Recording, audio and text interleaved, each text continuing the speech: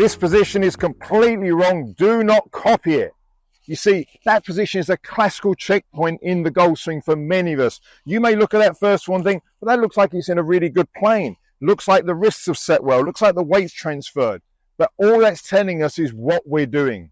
If you want to get control of your golf swing, if you want to own your swing, you want to feel in control, you need to start to think about how you do something, not what you're doing. What we do can make zero difference unless we know how we do it. That's where the control comes from. And some people think about, I don't really want to know how because then I'm going to overthink. It's actually the opposite. The how part gives us the awareness. It gives us the control.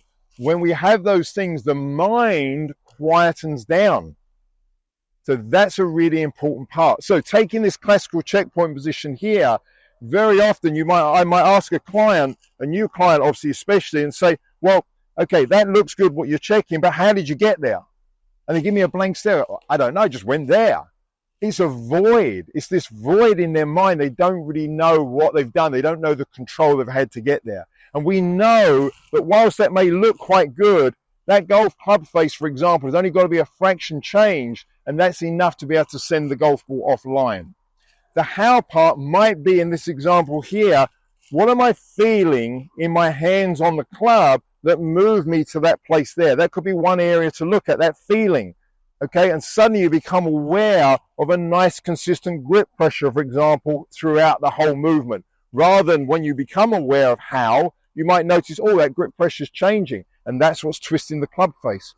But without knowing how, you're never going to know that. You could be working so hard and trying to get a position right here, but with the void of getting there, you may not get the results you deserve from the effort you're putting in.